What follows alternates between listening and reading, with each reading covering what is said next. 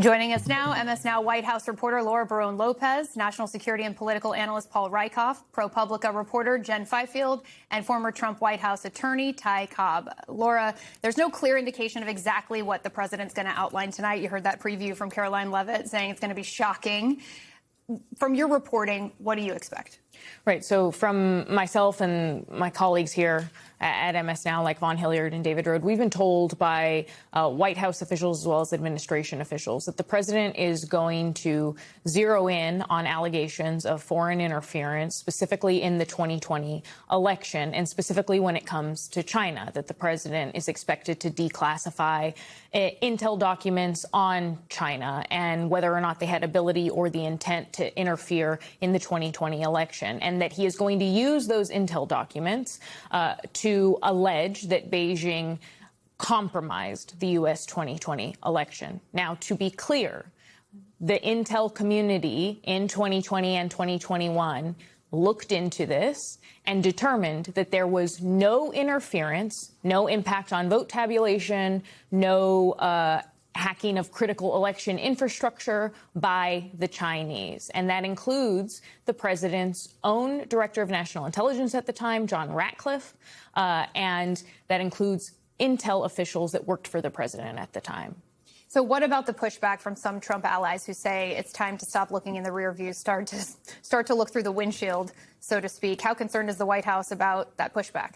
Well, even if there are people, and there are people inside the White House who don't necessarily think that this is what the president should be focused on at this time. They're very aware that gas prices are rising. The Iran war is not finished. But the people who don't necessarily want the president to be doing this aren't going to fight him on it because, as sources close to the White House told me, the president, this is what keeps him up at night, the 2020 election. This is what he is fixated on, and he has been fixated on, as everyone knows, for years, going on the better part of almost 7 years now. So this is something that the president is going to do, regardless of what others around him who may think this isn't the right time for this, we don't need to be relitigating 2020. He's going to still do it, especially when he has people like Bill Pulte, the acting DNI, in his ear, because Bill Pulte is someone, along with others, who are pushing the president to declassify this information, to have all intel documents out there, and to continue to peddle the 2020 conspiracy theories. So as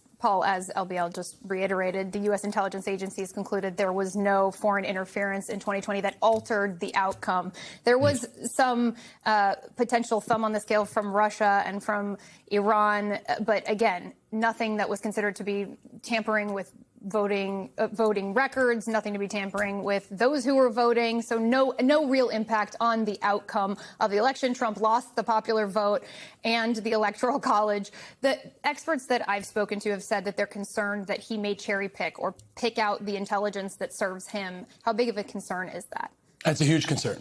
I think the bigger concern is this is the kind of speech that a president usually gives when they're going to war.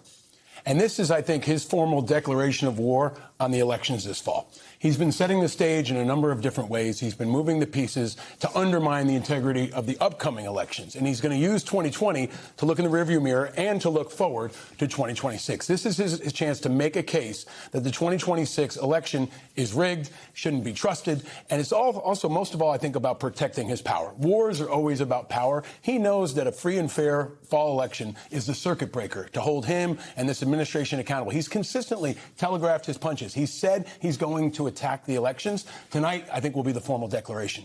Is this a sign that President Trump is concerned about the possible outcomes of the midterm elections, or is this just him trying to relitigate the past? And as some sources close to him say, it's just personal vindication. No, I think it's a strategic move. And I think we have to understand this has always been the strategy.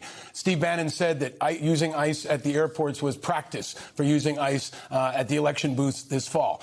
He said that the 2020 election shouldn't be validated, shouldn't count. He's setting the stage to continue to make the case throughout the summer to undermine the elections in the fall. He knows that right now, if the course continues, his party will lose in the fall. He will be held accountable. He could be impeached.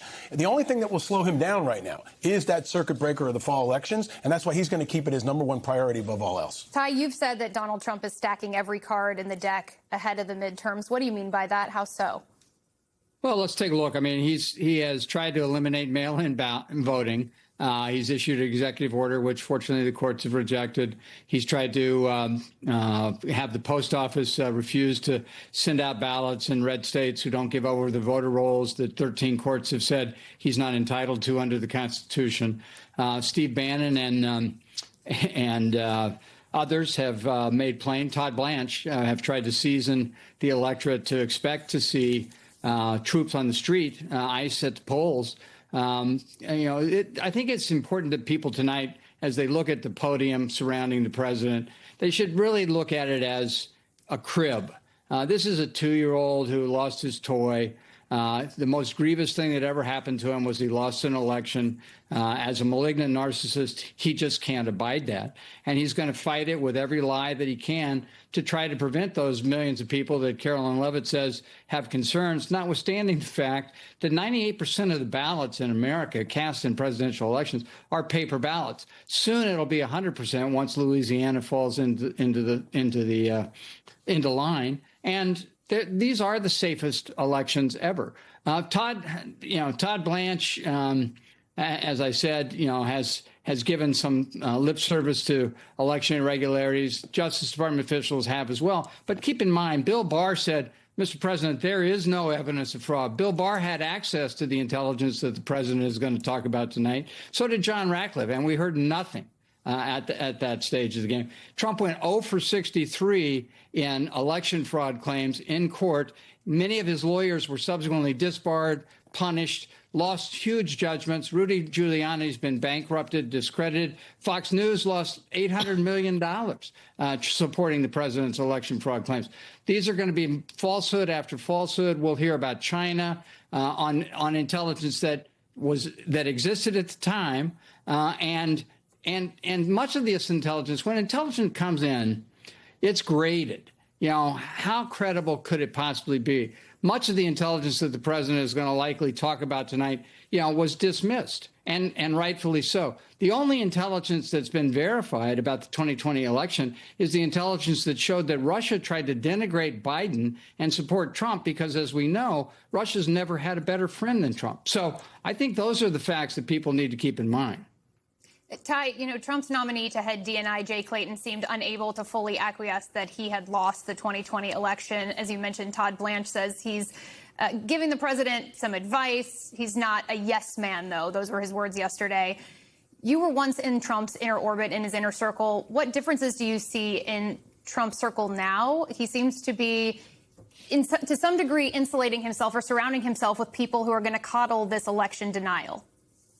Yes, I think it's sad that Jay Clayton, who was at one point a reputable lawyer and a good lawyer, highly regarded, he tried to run the U.S. Attorney's Office in Manhattan independently, but he did give lip service to some of these election fraud claims. It's very sad. But yeah, I thought it was humiliating that he was unable to acknowledge that Trump lost the 2020 election by 7 million votes.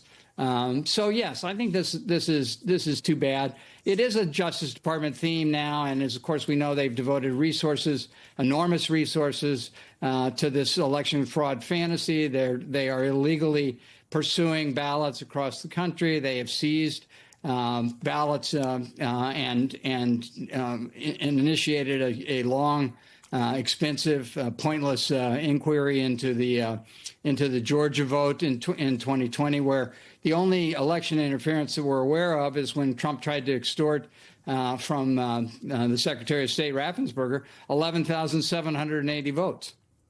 Jen, I want to get you in here. ProPublica reports the FBI looked at using AI technology to review and verify signatures on mail-in ballots. There's been this fixation on mail-in ballots by the administration. What more can you tell us about that reporting? So ProPublica learned that the FBI, as we know, agents have been assigned, hundreds of agents have been assigned to Georgia to relitigate the 2020 election, which was proven through multiple audits to be fair and accurate. And now agents are in the state trying to find more evidence to fit Trump's claims. And ProPublica learned that as part of that, they're looking at the mail-in ballots, at the signatures that voters put to try to see if they're valid or not. Now, Now, this is something that states do to validate mail-in ballots. They look at the signatures. The science on it, though, is shaky. And when you start adding AI to the process to try to determine whether someone cast a fraudulent ballot, that's when experts told us that you're going to get mistakes. It's not going to be accurate. And this all comes back to just trying to quickly appease Trump by looking back at these results that, like I said, have already been for years verified. Let's just look at the gestalt here, the big picture at all we've been talking about. So where do you think it goes from here, Paul? I know you've warned that you think we could see ICE deployed to election facilities. What else do you think we're about to see? And what gives you evidence of that? The number one thing that Trump's focused on is expanding and protecting his power. So whether it's Iran or Venezuela or now at home, he wants to protect his power. And the most immediate threat to his power is the midterm elections. So tonight is probably going to feel like when he made the case for war on Iran. He's going to pick a target and he's going to throw all kinds of stuff at it and hope that he can fire off enough people to stick with him. And that's what this is about. It's not about convincing the entire country. I think he does want to attack the elections. I think plan A is to use our military. He just extended the National Guard in Washington, D.C. to 2029, which is after inauguration. Plan B is to use ICE because they're more malleable. They don't have to follow the rules in the same way the military is. And I've always said plan C is the January 6th crew, the insurrectionists, his most dedicated followers who will do what he says. So I think he's going to work down that list over the next couple of months and continue to focus on one thing, free and fair elections. And I do think it's the most immediate national security threat for America.